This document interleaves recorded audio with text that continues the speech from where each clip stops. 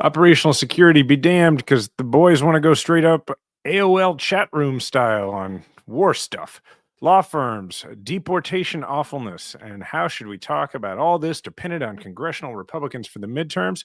We'll be joined in a few minutes by Congressman Jake Auchincloss of Massachusetts. Welcome back to the podcast for the 54% of Americans who regularly vote for progress in every election and want to convince their friends and family members to join our majority. This is Majority 54. Ravi, before we get started, your book came out. Congratulations. Tell people where they can go to see you talk about it. Oh, thanks, man. We've got some events coming up in St. Louis, you and I, on March 31st. That event is going to be massive, and love the great city of St. Louis. I get to get all the Missouri without the Chiefs fans. They'll be Chiefs fans there. We've annexed St. Louis. So we're going to be there. I know that this is always crowd, with marketing speak, like tickets are going to sell out, but this one actually might, even by the time you listen to it, be overflow. So you want to get that ticket ASAP. The Thursday night, which might be the night that if you're listening to us on the pod, that you're listening to this pod, March 27th in the Lower East Side of Manhattan at P&T Knitwear, which is a bookstore on the Lower East Side. I'm going to be speaking with Max Rose there. So we'll mix politics and book talk. And then March 30th in Staten Island at St. Andrew's Church at 3 p.m. For all of these, you can go to garbagetownbook.com and just click on events, and it'll take you to where you can RSVP. And Salty and Jeremy can also add those individual links to the show notes. And if you haven't bought the book yet, buy it. We have had quite the fiasco with Amazon. There was just way more interest in this book than we thought. So they're moving copies around their warehouses. So depending on when you go on, you may be able to buy it or not in hardcover on Amazon, but you could buy it anywhere else. So whether or not Amazon gives you the option, bookshop.org to support local books, Barnes & Noble, Target, yada, yada, yada. So go out and get that. We were a bestseller in every category on day one, despite all of these warehouse issues. Yeah. So, and I think top 100 of all books yesterday. Hey, all right, man. That's fantastic. So we're rolling, Jason. I am now an author. A best-selling author. Bestseller, yes. That's awesome. Watch out, Stephen King. Well, that was the fun talk. We have a true old-fashioned Washington scandal. And I don't know even how to begin on this, because my assumption is the audience knows enough to be dangerous here. So we're going to start with the newsy parts of this, like the stuff that you might not have heard, given when you're listening to this. We're recording on Wednesday afternoon. And then we'll kind of back our way into the facts as we know them. Let's start with our Director of National Intelligence in front of a congressional hearing today. At the time, Mr. Witkoff was actually in Russia during this chat discussion, was he not? I was not aware of that. Was he on his personal phone at the time? I don't know. Well, it's my understanding that he was indeed in Russia. Director Gabbard, you were also traveling during this discussion, correct? Yes. And where were you? I was traveling through the Asia Pacific region. I don't recall which country I was in at that time. You don't remember the country? I'd have to go back and look at the schedule. Yeah, let me say something about being the Director of National Intelligence. One of the things that is included in intelligence is counterintelligence. And for those who don't know, counterintelligence means keeping other people from other nations from collecting intelligence on you. So for the Director of National Intelligence to be working off of signal while traveling, through other countries, that's pretty bad. And what's equally bad is for the Director of National Intelligence to only find out that one of the people on the chat was in Russia because they were told during a congressional oversight hearing. That's the kind of thing that she should have been like all over prior to that. Yeah, I agree. Not a lot of intelligence coming from our Director of National Intelligence.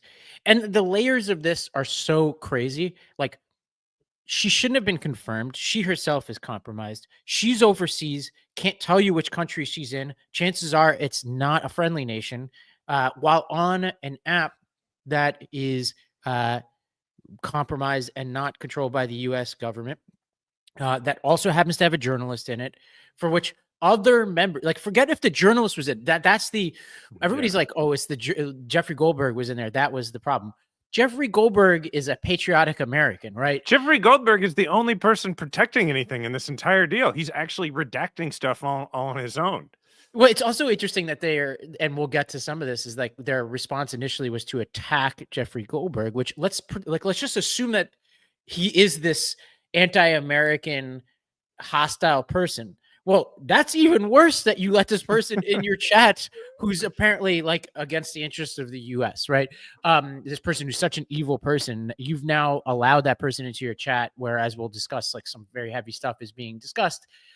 Yeah. And then any lack of like the other part of this, which is not the screaming headline, it's just the lack of interest in even understanding what happened. She's like, I'll have to go back and check. Oh, I'm not sure what countries he's in. Well, you're the director of national intelligence. Does it not bother you that we had this breach? Like, are you going to do anything about it? We all know the answer to that. Now, let's go back in our time machine. We're going to go a little out of order because there's just too many juicy clips here. Let's go to Hegseth on the tarmac a few days ago. And I have to say, this is in the pantheon of clips that really get my back up from this short time that we've had with the Trump 2 administration. Can you share how your information about war plans against the Houthis in Yemen was shared with a journalist in The Atlantic? And were those details classified? You're talking about a deceitful and highly discredited so-called journalist who's made a profession of peddling hoaxes time and time again, to include the hoaxes of Russia, or the fine people on both sides hoax, or suckers and losers hoax. So this is the guy that peddles in garbage. This is what he does. I would love to comment on the Houthi campaign because of the skill and courage of our troops. I've monitored it very closely from the beginning. And you see, we've been managing 4 years of deferred maintenance under the Trump administration. Our troops, our sailors were getting shot at as targets. Our ships couldn't sail through. And when they did shoot back, it was purely defensively or at shacks in Yemen. President Trump said, no more. We will reestablish deterrence. We will open freedom of navigation, and we will ultimately decimate the Houthis, which is exactly what we're doing as we speak from the beginning, overwhelmingly. Why were those details shared on Signal, and how did you learn that a journalist was privy to the targets, the types of weapons used? I've heard I was characterized. Nobody was texting war plans, and that's all I have to say about that. Thank you. Appreciate it. That's it. The NSC said Well, it's just a lie. Like, well, we know that now because the Atlantic released, they called their bluff. People could see the screenshots. We've got one on the screen. Here's another one. This is what Hegseth sent to the Signal chat 1 minute before the strikes. 12:15, F-18s launch, first strike package. 13:15, trigger-based F-18s, first strike window starts. Target terrorist is at known location, so should be on time. Also, I mean, good strike God. drones launch. What'd you say? I mean, good God. Like, I mean, yeah, I could keep going. More F-18s launch, second strike package. 14:15 strike drones on target. You can just keep going here, right? Like, clearly Hegseth was lying on that tarmac.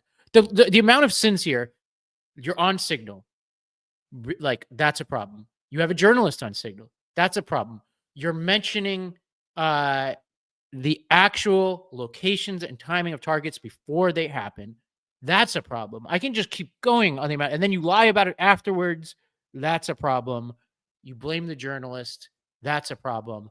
I don't even know, man. Like, I mean, clearly the only reason we know about this is because they accidentally put a journalist on there. This is, yes. if you go back and you read through the chats, what's very evident is that this is the Principals Committee standard operating procedure in the Trump administration. At no point is anybody like, oh, wait, we're doing this on Signal? Or what do you mean? Who is this? Why are we doing it here? None of that happens. This is business as usual. It's how they've been doing things. And when you are putting out on an eminently collectible app, okay, like for people that understand, Signal is there for like people on the civilian side who would like a slightly higher level of security than just text messaging each other. But that's about all it is. All right. What these people actually have access to is extremely secure messaging technology. For those who listen to the show but haven't listened that long, I was an intelligence officer in the Army. Like I am pretty familiar with the technology you can use. Ravi, you worked at the UN. You used a lot of this stuff. All you have to do is stay at your office, or like for him, if he's on his plane, whatever, there's a skiff there, and there's a computer terminal they can open. There might even be secure phones they can use for this. They're choosing to do it on Signal so that they can, hide it from everybody else so that it can't be archived.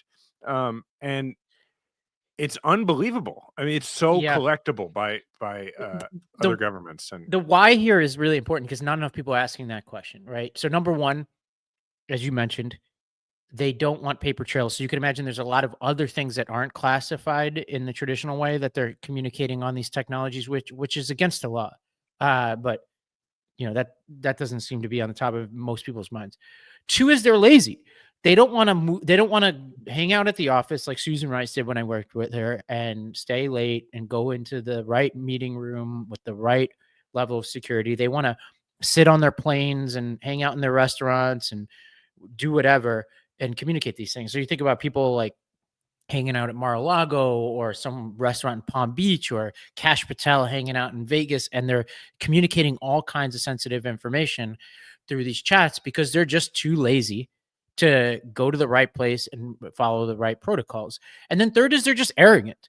They're like, oh yeah, you deep state, like, and your fancy protocols, right? And what's going to happen here is this is a scandal today, but the scandal 6 months to a year to 2 years, 3 years from now is going to be that these very capable foreign adversaries now are very much aware that this is happening. This is an unaccountable administration that, maybe for a temporary period of time, they'll pull back some of this kind of stuff. But people are just going to know this is true now. And I'm not just talking about Russia and China, who do have certain geopolitical limits. We're talking about North Korea. We're talking about Iran. And we're also talking about non-state actors like terrorists, like hacking organizations, who are going to have a field day with all this communication, and it's going to make all of us less safe. Imagine that you're the parent of one of the F-18 pilots who potentially had it broadcast to the entire world when they were launching, where they were launching from, and where they were going.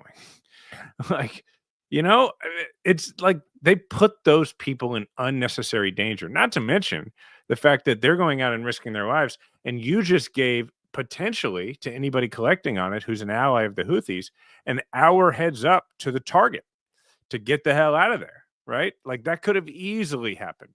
And you're going out, you're risking your life, and they're potentially letting the bad guys get away. It's pretty amazing. Well, let's skip ahead.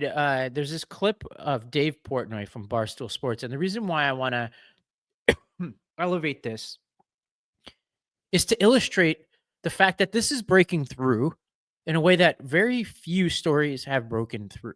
I think this might be the most penetrating scandal that we've had since the beginning of the Trump administration. And I want to play this, and then I want to talk about why this is the thing that's breaking through in this way. So let's start with Dave.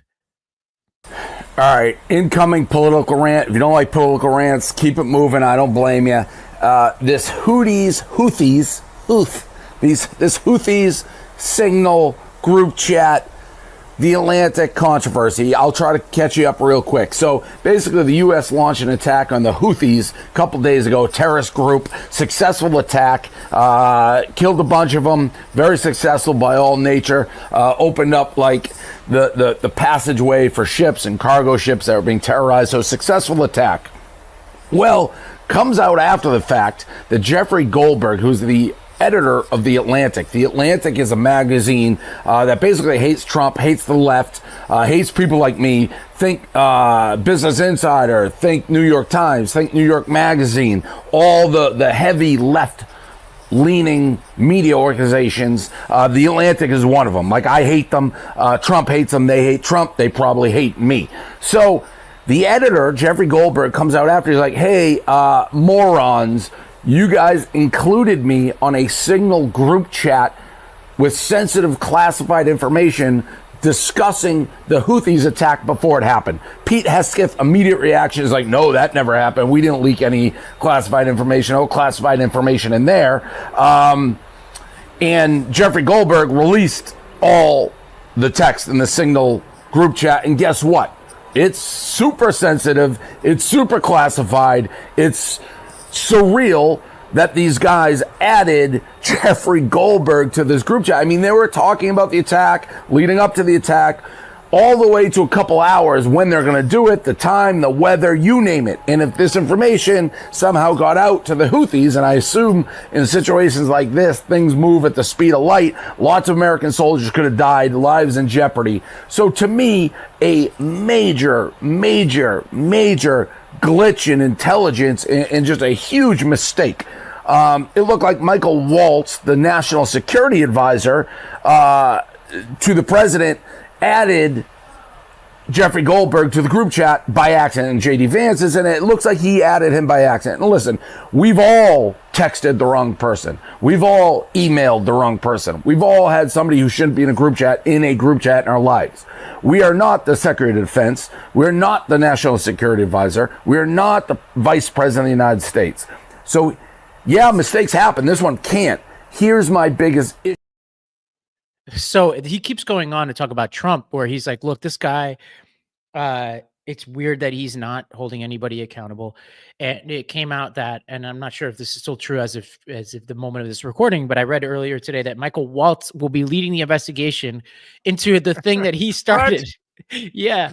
Cut to the the meme of the guy in the hot dog suit going, look, we're all looking for the guy who did this.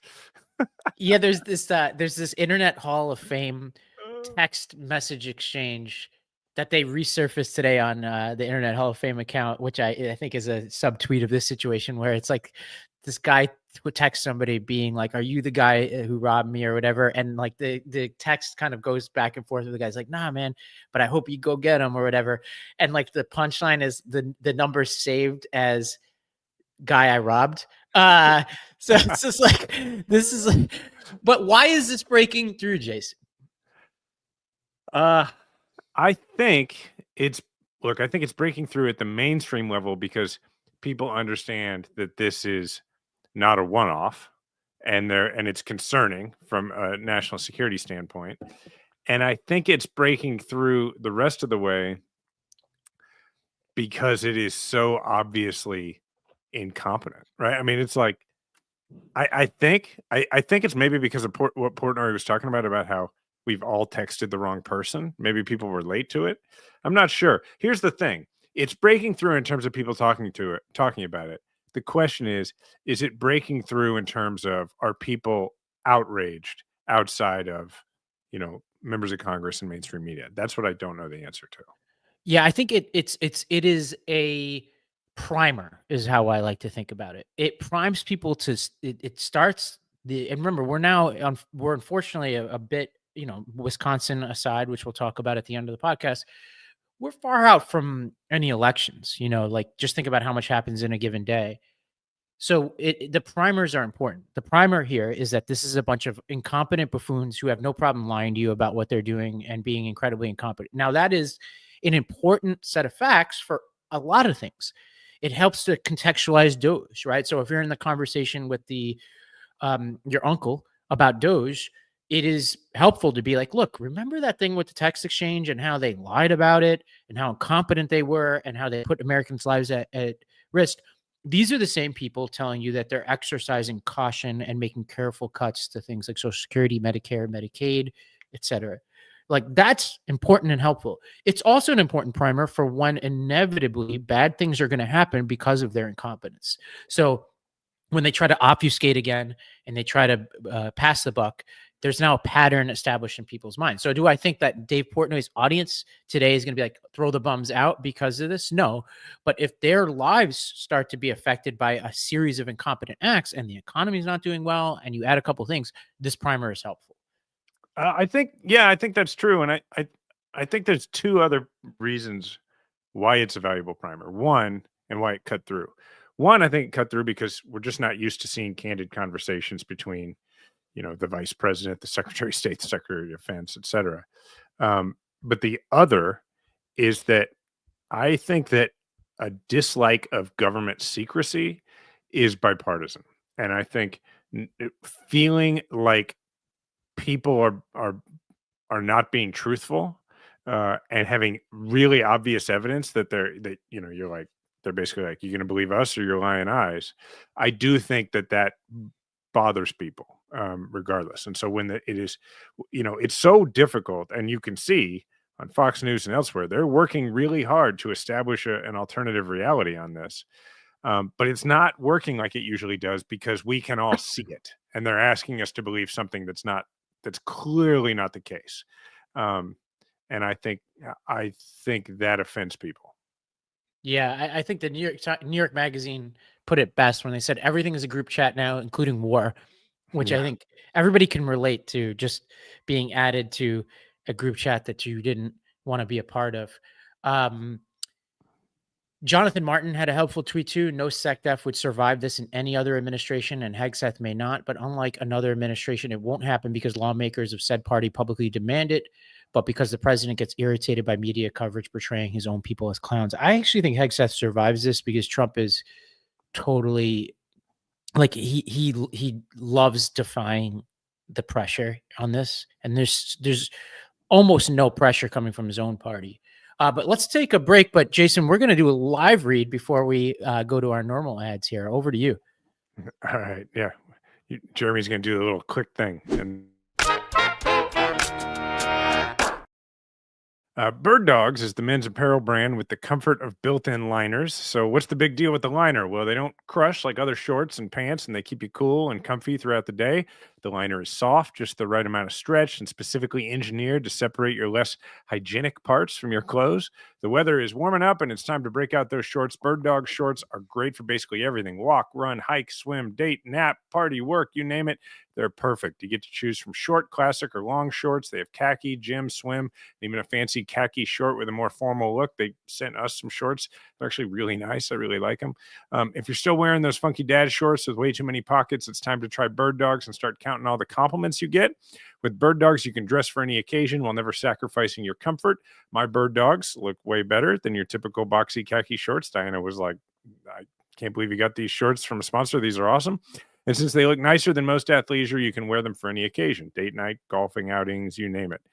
So for a limited time, our listeners get, I even have the hat. They get a free hat with any order when you use code majority at birddogs.com. So you get this hat completely free. Pretty good deal. So that's go use code majority at birddogs.com.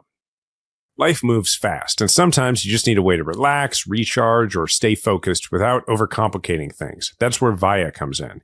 If you haven't tried them yet, you're seriously missing out. Whether you need to unwind, refocus, or boost your mood, Via is here to enhance your everyday and night.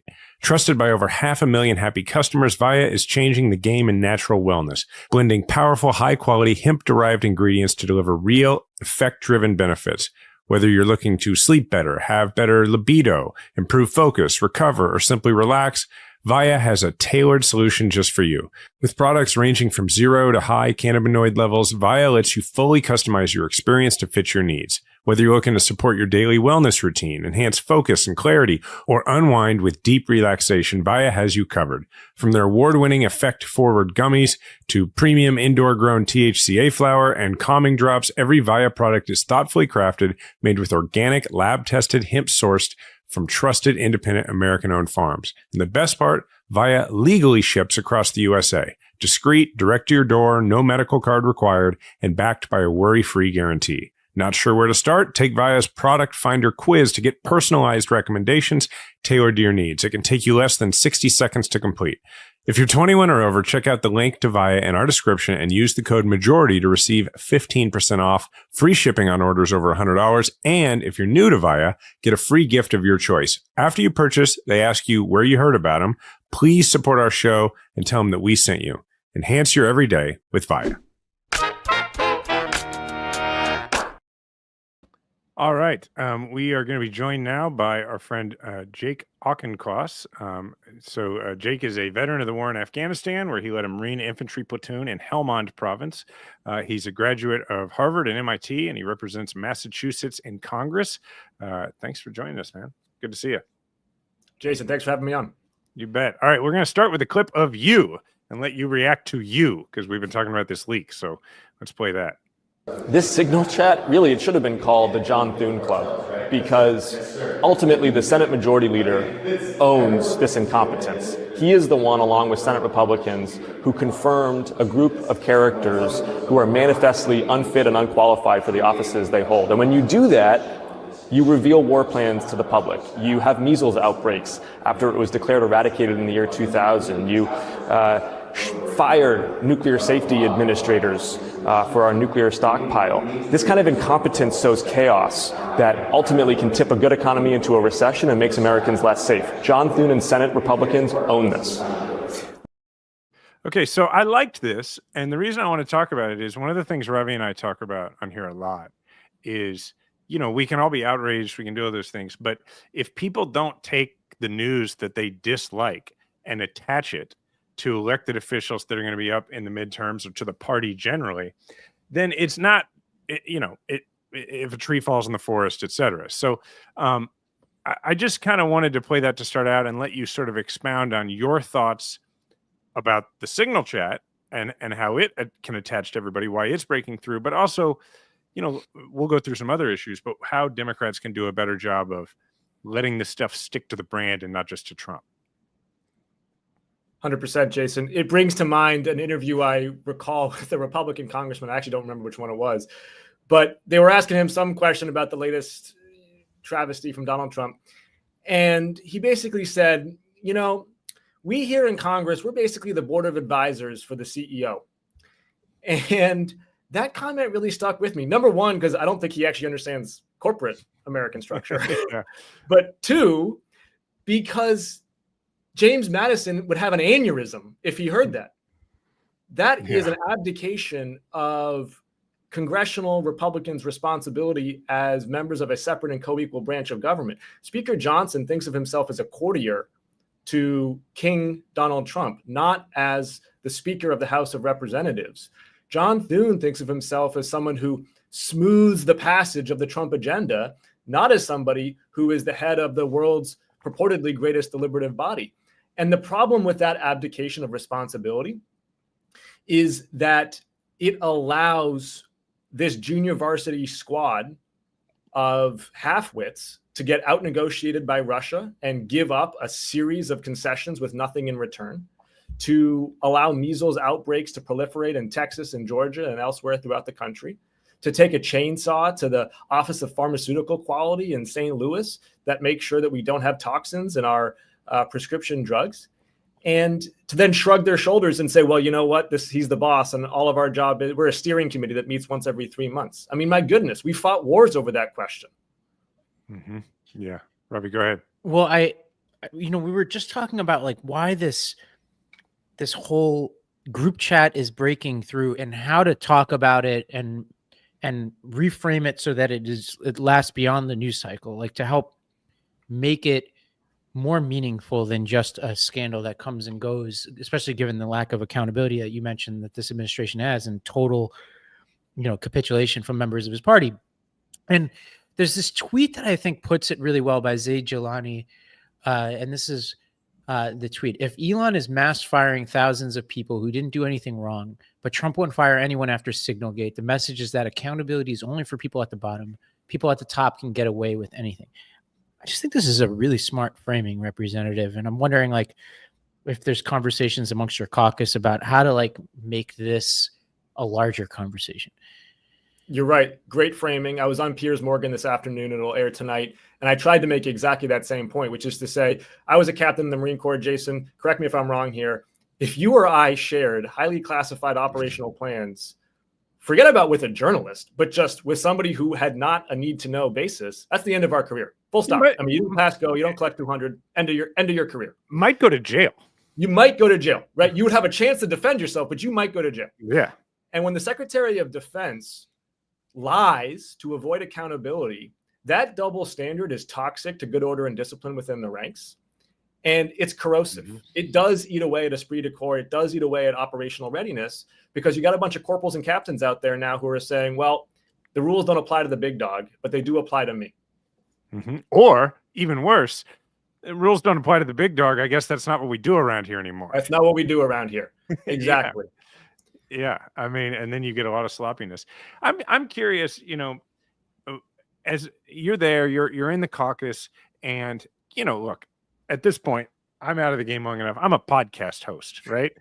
And it's still like, if I tweet about something like this, I get dozens of people replying to me on Twitter or Blue Sky or whatever, and with all capital letters, do something, right? Right. So you're getting that even more. Yep. And look, they have the House, the Senate, the White House, and the Supreme Court. I'm just curious, on a personal level, what's the level of like frustration of feeling, like there's so much you want to do and there's limits to what you can do. Like, I'm just curious what that feels like to be in the position you're in and feel like limited and feel that sort of, half the country wanting something from you that you feel you can't deliver on. Immensely frustrating. I mean, I'm on the Energy and Commerce Committee, which has jurisdiction over healthcare, jurisdiction over RFK. We sit there in a day-long oversight hearing, and Democrats on the committee are sitting there begging congressional Republicans on that committee to bring in RFK to talk about measles. We're not trying to play gotcha politics. We are literally trying to get the nation's top public health official to come talk to Congress about whether he thinks the MMR vaccine, which has saved 50 million lives since it was introduced, might be a good idea for unvaccinated children in the Southeast and Southwest where we're having measles outbreaks. And congressional Republicans laugh. They literally, I can play the clip for you. They're laughing at the prospect of doing their jobs. And I sit there and it is enraging. And then I come home, I've done 15 town halls since Trump was elected, and I feel that same rage for my constituents. I think we got to do two things going forward, because feeling bad for ourselves ain't one of them. First, the debt limit is our next moment of leverage. We can talk about the past with the continuing resolution and how that moment of leverage, I think, eluded our grasp. But the debt limit is our next moment of leverage. Any kind of a deal that's like debt limit plus disaster relief for California, that is a business as usual bill that should be a non-starter. We are in a stand and fight moment, and that debt limit needs to come with it significant concessions. Most impactfully, I would argue, would be requiring the Republicans to not use this voodoo economics current policy baseline for their reconciliation bill, making them be honest with the American people about the fact that they are going to cut taxes for people who don't need tax cuts by exploding the national debt and cutting healthcare from people who do need healthcare.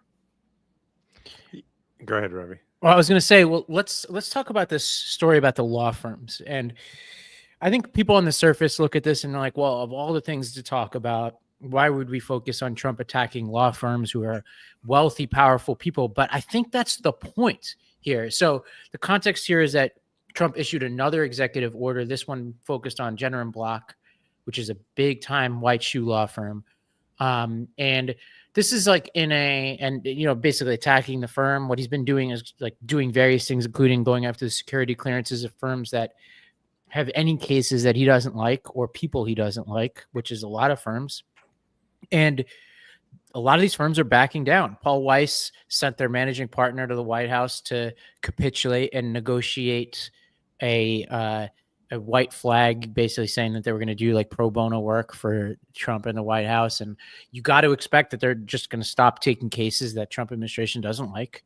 And I mention this because Representative, it's not that people should feel bad for law firms, but it's like those are the people we would hire to defend us if the Trump administration was coming after us. So if even they are capitulating, what does that say about where we are right now? How scared we should be?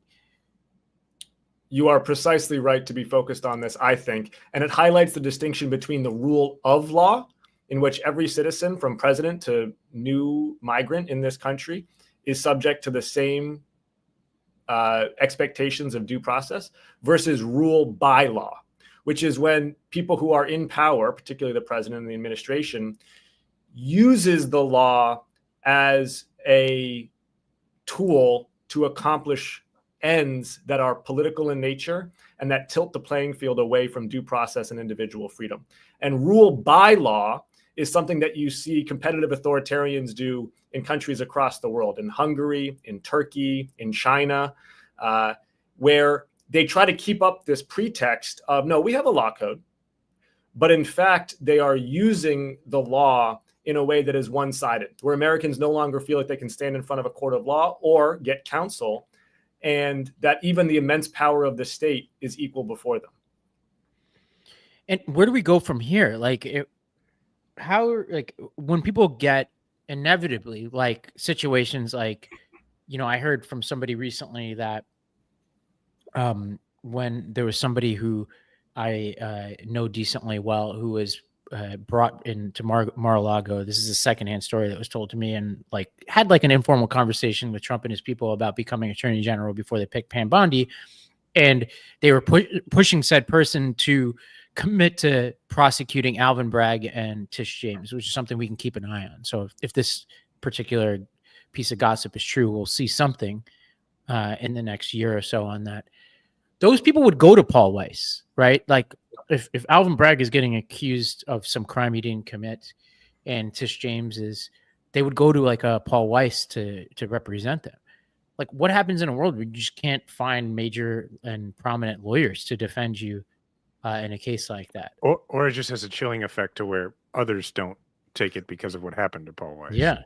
If you think of our entire democracy as sort of a body politic, as the media and the judiciary and elected officials and sort of public intellectuals and opinion shapers, that body politic in the first Trump administration released antibodies to his authoritarian tendencies. And it was relatively effective in shielding our institutions from the worst of his instincts. And over these next months, we need those same antibodies to be released, because he's not all powerful. He is trying to tilt the playing field, but we have 250 years accreted of institutional legitimacy that we need to hang on to. But ultimately, it needs to hang on long enough for House Democrats to take back the lower chamber in 2026. I don't think it has much longer to go than that. We have to win the House, because then we can lame duck him and we can start, I think, to enact some bipartisan policy in that 1 year window before the next presidential cycle starts that can rein in the abuses of Article 2. Because I already have talked to Republicans in the chamber who understand that Article 2 has gotten out of control. It's abuse of emergency authorities, of tariff authorities, of domestic law enforcement authorities, of spending authorities. We need to have a moment, a spasm of good governance where we can rein in an imperial presidency. Look, obviously there are you probably can't swing a dead cat in any direction without hitting a Republican congressman who's behind closed doors says, well, I don't really like this, or I don't really like that. That's usually the case. But what I'm curious about is, we know that they've basically purged themselves of the ones who have the courage to stand up publicly and do anything. What are the things that they can do, and maybe even are doing at times, behind closed doors to make it are they laying down on anything? Are they rooting you on, giving you tips, letting you know, here, you can do this, you can do that, we can't do anything about it? Because there's no Kinsingers left in there. There's no Cheneys, there's none of that. But what are they doing? I think the two things that you might see before the midterms would be, one, some Republicans, particularly in the Senate, standing up for NATO. I think you will see some of that. You're already seeing it from Senator Wicker. And I think, two, some fiscal hawks, again, maybe mostly in the Senate, although a few in the House, who will have real indigestion about this current policy sort of lie. I mean, it's a lie that they're going to try to use to claim that the tax cuts don't increase spending in any way. Those are the only two things. Forget about the rule of law, the Constitution. There's no courage in the conference for those issues. Those would have to wait for House Democrats taking back the lower chamber and us forcing that legislation to the House floor. And then, yes, maybe some of them will vote for it with a lame duck president, but they're not going to be leading the charge on rule of law ledge. How do you all feel in the caucus in terms of getting to the point where we can take the House? What it's going to require is really strong, really unified messaging in order to get there. And it's going to have to be, I think, a very plain message of like, the Democrats should control the House. Like, it's not, I don't think we're going to do this by just, I mean, look, obviously we want to have strong candidates in competitive districts, but it just doesn't feel to me like an election where you get it done by, you just out recruited them. And because honestly, at this point, sadly, I think most people are voting for Congress and for Senate like a parliamentary system. They sadly vastly underestimate, because they've been told to over many years, the importance of having people who know what they're doing in jobs like yours. So I think mistakenly often think that your job is just to go and push either the red button or the blue button, and that's how they're voting. So it feels to me like the message has to be, this is why the Democrats have to be in charge. And do you feel like we're getting closer to being on a unified message about that? This question of unified messaging comes up a lot. And much to the consternation of my constituents or to other folks, I usually push back on it, because there's a lot of different kinds of districts out there. And actually, different kinds of messages are going to work in different places. In some districts that may have a disproportionate number of Medicaid enrollees or federal employees for that matter, going after Medicaid and going after DOJ might really work. In a district where the member of Congress has been in lockstep with the Trump administration, then tying them to Trump might work. In a district where the member of Congress has tried to demonstrate some distance from Donald Trump because they know they're in a moderate seat, then you may need to take a different tack. The first rule for us at the national level is not actually a unified message. It's do no harm. It is don't do things that make it harder for the Jared Goldens or the Marie Glusengamp Perez's or the Marcy Kaptors of the world to win their seat. And Jason, you know this better than anybody. I think you ran ahead of the top of the ticket by 16 points, right? It's impressive that you remember that. I appreciate it. And you still couldn't get across there. I mean, I don't know that you could go into a political science laboratory and come up with a better candidate than you were in that race. But at a certain point, if the party is dragging you down by that many points, like the gravity is too strong. You just can't jump that high. And regrettably, the Democratic Party right now has a favorability of 27% amongst the American electorate. So just stop. Don't, I'll put out maybe a controversial position here, but don't defend a anti-Israel organizer at an elite university as your cause celeb for the Democratic Party. Not the issue that we're focused on. We're focused on Social Security and healthcare and tax cuts. It's interesting you said it, because the other way to interpret what you're saying is that we do need a unified national message, but it's this, not this, and like, that's another version of what you're saying when you say do no harm. And so I agree with a lot of what you're saying, but also my experience running in that race and also in the Secretary of State's race was,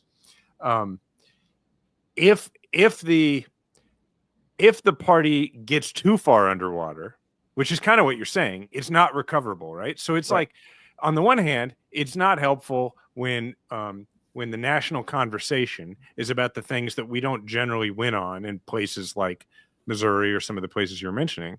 And on the other hand, it felt to me like if we act scared of those things, then we totally lose those arguments, and it gives people in those districts I'm not saying I know the answer. It's so hard because sometimes you have to fight them to a draw on certain things to take that shit off the table too. You know what I mean? So it's an interesting point. And listen, you're the one who ran on a frontline seat, not me. I guess a different way to frame it is, in a 2-year election, do no harm is great, by the way. I don't disagree with that. At the national level, let individual candidates define their positive message. Just don't let the party drag them down with the negative. And maybe a different way of framing that is, in a 2-year cycle, you tend not to be able to persuade that many voters on different issues. Hey, I'm a voter who trusted Republicans more on jobs and economy. Now I'm flipped to Democrats. Or I trusted Republicans more on immigration. Now I flipped to Democrats. In a 2-year cycle, what you are able to do is change the salience of the issues by which people bring into the ballot box. So, for example, my strong prediction is that immigration will not be a top 3 issue in 2026 for voters in swing districts. And I can sit here and argue that I think Democrats are better on immigration than Republicans, and I strongly believe it.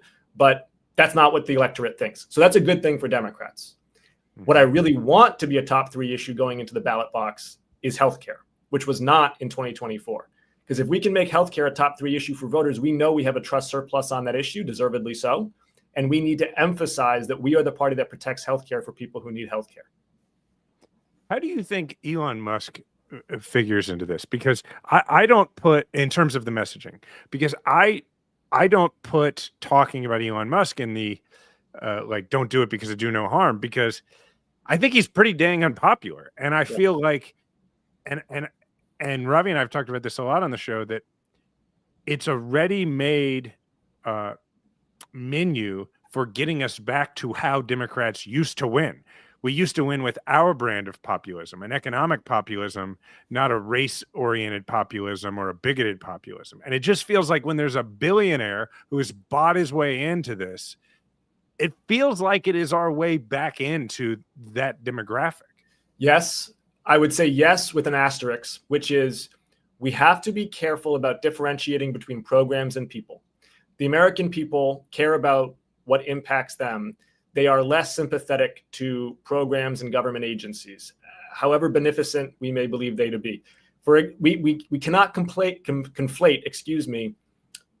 education with the Department of Education. Americans really care about education. Not as clear to me that they're going to make the Department of Education a top 3 issue. And we make a mistake when we don't, I think, directly draw what Musk is doing to the health, well-being, and safety of the American public, which is why I try to be specific when I talk about what he's doing. It's a great point. I mean, it's the equivalent, like in a trial, if you're a prosecutor, is you have to come up with motive. It's not enough to just, this happened, and therefore it's like, if you can't assign motive, then it doesn't matter. So like, just can I build on that? Yeah, go for it. I think that is such a good point. And that applies not just, by the way, to the Republicans' motives, but also to the Democrats' motives. Yes. I don't think people know why Democrats want power. And if they don't know why we want power, they're not going to give us power, right? It's a great point. We got to go out there and say, hey, we want power because we want to end corruption. We're going to ban gerrymandering. We're going to ban stock trading by members of Congress. We're going to impose term limits on the Supreme Court. We're going to rein in an out-of-control presidency. We want to end corruption. We want power because we want to lower costs for Americans. We're going to mass produce housing. We're going to make clean energy cheap energy. We are going to fight health insurance companies that are jacking up your premiums. We have to be extremely clear about why we want to be in power, because just not liking Donald Trump is not cutting it. Especially now that he can't run again. So that's why I think it's so important that we have, other avatars of what's wrong with the right that we can use as sort of us being, the opposite of, because people are tired of hearing about Trump. And I think Americans at this point are clued in that Democrats don't like Donald Trump. I don't think we have to make that case much more aggressively. We got to make a case about what we would do if you gave us the trifecta. And let's be blunt here, Democrats have the trifecta in a number of states. And those states' track records over the last 5 years are not stellar. Housing costs have gone up. Health insurance costs have gone up. Job creation outside of government or health services has gone down. Education post-pandemic has suffered. Democrats need to not just worry about the trifecta in Washington. We got to worry about the trifecta where we're the ones in charge, and ask ourselves if we're delivering in a way that earns us people's trust for the Washington trifecta. I'm curious about something, Jake. Okay, I'm trying to remember, because we've talked about it before. Who was your predecessor? Joe in the House? Okay, that's what I thought. So it's interesting because I remember sitting with Joe in his office in D.C., eating some potato chips that were from Massachusetts, because every time I walk into a congressional office, I'm like, okay, what snacks do you all have from home? And I'm sitting there talking to him, and we were having a very similar conversation. And Joe, I think, he has a very similar perspective to what, and I've talked to you about this in the past too. The idea that, like, I get this sense that Joe and also you feel a responsibility coming from a pretty, safe Democratic seat to not just say the things that are always going to play well with the people who vote in the primary in your district, but to Totally. actually be thinking more broadly about how do we win in these other districts, and how do I, as a person who represents people who are in many cases funding the campaigns on our side in those other districts, how do I get them to tolerate more people who don't necessarily talk the way somebody is going to talk at a town hall in a safe Democratic district? Is my question making sense? 100%. So talk to me about your decision to approach your job that way, one, and two, how you navigate it, like how it goes over. You're right that it's an intentional decision, because it's always a lot harder to wedge yourself from your own party than from the other party, right? Like that's where you see where people's political mettle is at. And yet I feel a responsibility to try to represent not just the primary voter in my district, who is probably at the 20-yard line of the American political opinion spectrum, but instead the median voter in my district, who is unenrolled, not a Democrat or Republican, and is probably at the 40 to 45-yard line of American public opinion. And that means, risking the ire of the hard left. And I've done this on a number of issues, whether it's being strongly and avowedly pro-Israel or being in favor of competition and choice in the provision of public education. And Ravi, I know you've done a lot of work on this. And you're in Massachusetts, where we need that kind of courage. We don't have to get sidetracked on that, but it's been baffling with state with the best charter schools in the country to have people who are opposing school choice. So I don't want to derail us, but I really actually am interested to hear your opinion on this, because I wonder whether, with the evidence now that has surfaced around the efficacy of one-on-one tutoring for kids and what Khan Academy is doing with AI-driven tutoring for kids, can we reset this debate on public education to get past this kind of tired, like pro versus anti-charter school? Because the debate is exhausted in Massachusetts. It's exhausted. Can we reset that debate to get to a place where it's like, literally just how do we get these kids back to reading and writing at grade level, because the pandemic has crushed their performance? Yeah, and another way, and we could have you back on just to talk about this at some point, is like there's like a little bit of jujitsu here, which is the federal government goes back and forth every couple of years between Democrats and Republicans. So centralizing a lot of authority in the federal government, we've now learned, has its risks, because then it gets into the hands of people who don't always have our interests at heart. So does that mean that we could embrace a decentralization? Now, this has been on my mind. Like, there have been various points in history where localism or federalism, as we sometimes call it, was actually the purview of the civil rights movement, and resting more and more control in the hands of people closest to the work was actually the progressive pro-civil rights position. And I wonder if now, given everything happening at the federal government, we can reclaim that and say, okay, a little bit of jujitsu, we can wall off and immunize these schools and local providers and tutors and more nimble providers, whether it's charters or others. They're more nimble and more immune to some of the forces that we're talking about in Washington, and maybe we can embrace this. It's the original Jeffersonian impulse, right? The sort of spiritual father of the Democratic Party. Jefferson was a localist at heart. And I think we're seeing that people rediscover the merits of the 10th Amendment to the Constitution, right? When they don't like the guy in charge. Now, with education, that gets a little bit more complicated, because, there's tremendous special interests at work at the state level that can capture the provision of public education pretty fast as well. And there have been, of course, instances where you need the federal government to come in and right the ship one direction or another. So there's a useful tension there. Yeah, absolutely. We'll have to have that conversation another time on here. I'm gonna go back to my question and answer it a little bit, which is, I think that one of the things that I see that runs through people who represent safe districts, but choose not to say even to be more moderate, but choose to try and be an ambassador from one part of the country to their own part of the country, which is sort of what I see you and what Joe did before you. And I see others do it. I see people like Seth Moulton do it. I mean, just to stay in your state for a moment. And I think I think the commonality in your background with Joe is like Joe was in the Peace Corps, you were in the military, and I think, my guess is that look, I'm sure you ran because you wanted to represent, where you're from and that kind of thing, but also when you and I know like after you serve, that's where you're from as much as where you're from is where you're from. And so I feel like probably that's part of what drives you to do this is like you've seen a wider part of America, you've served with those folks, and I would imagine that there's a part of you that wants to, represent them as well. Without doubt.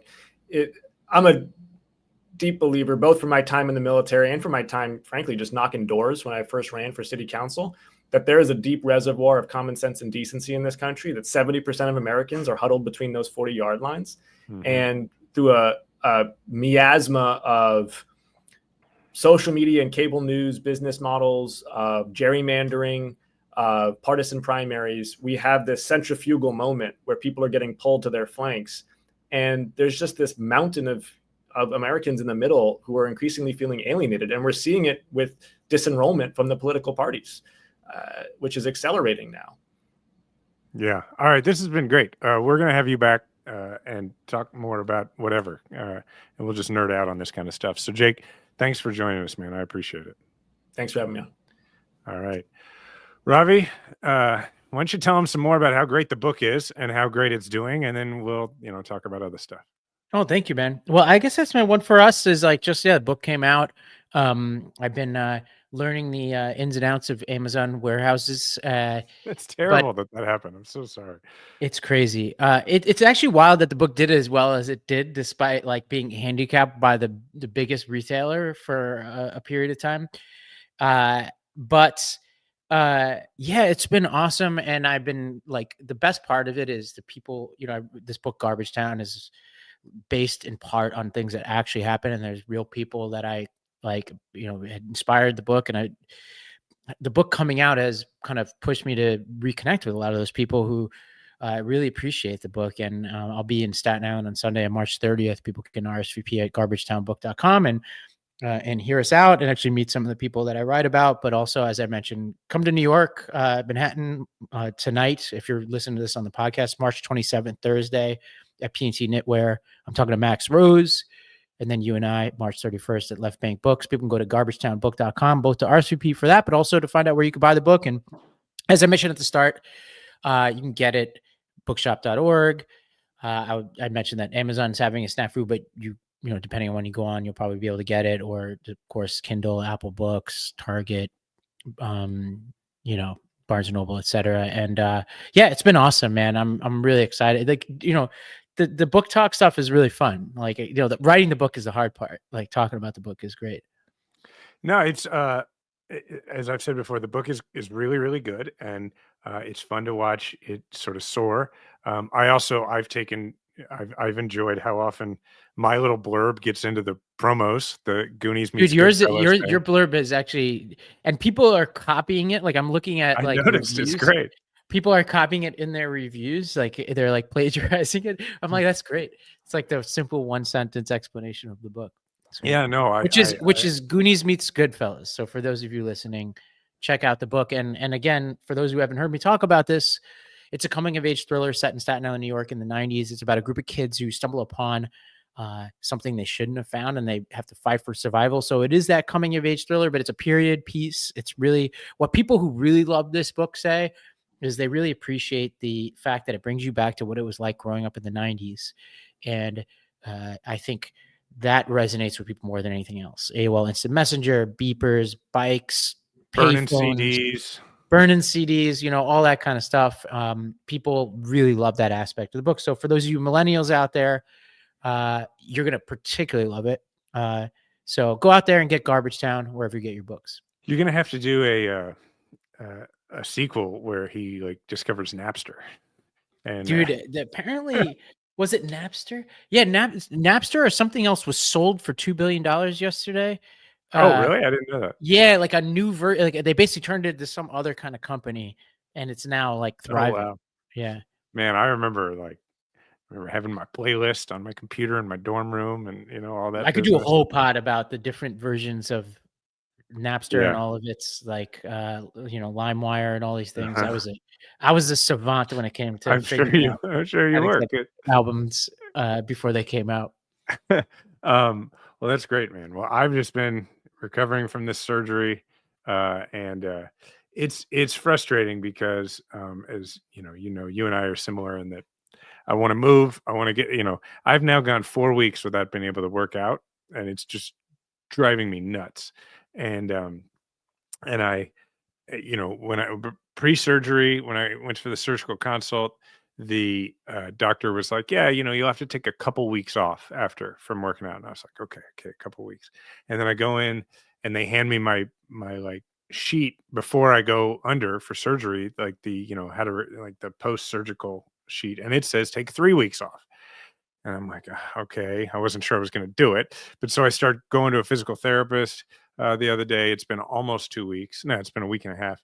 And I'm like, I'm getting very sore and I'm realizing like I'm probably pushing too hard. So then I went in for my follow-up appointment today, and the lady I see there, she's like, well, you got to take 4 weeks off after surgery. And I'm like, okay, which is it? And ultimately I think I'm just going to end up deciding what to do. I have a feeling that that's going to be the path you take. Yeah. We were joking, like you were classically optimistic about your recovery. And then when it hit you. Yeah. And it's tough because dude, and the physical therapy is like, I'm laying there and I've got to it's not even I don't even do like a bridge. It's like fire your glutes, and I'm like winded. And Bella, who's 4, is like, Daddy, I thought you said you were going to exercise. You're just laying there. And so I'm having to get myself to exercise a lot of patience because I want to be playing baseball again in a few weeks. And I don't know. So we'll see. But I also don't want to go through this surgery again. So no, we can't. That's me kvetching, to throw some Yiddish in there. We can't have that. Wisconsin, everybody support our Supreme Court candidate in Wisconsin, by the way. What is that, Tuesday? I should know the date. It has to be, right? So yeah, it's a week from yesterday. Yeah, I guess coming get up. out there, beat Elon Musk. He's pouring $1 gazillion into there. Seems to have a vested interest. And then also, we got the show on Valor Media Network, The Game Within, which is the business and politics of sports. We're really enjoying doing it with our friend Adisu Demisi. And I think we're switching to a new time, which I think we're going to do it at, we're going to stream it at 1 o'clock Central, 2 o'clock Eastern on Tuesdays. So watch for that. And get it wherever you get your podcasts, etc. You can find me at Jason Kander, everywhere. You can find Ravi at Ravi and Gupta. Thank you to Jake Auchincloss, Congressman Jake Auchincloss, for joining us. I thought that was really great. We'll have him back. Please leave a 5-star review. Really do it. Don't just listen to me say it. Really go and do it. Thank you to the Midas Mighty. Remember, we all have a platform. Make sure to use yours today.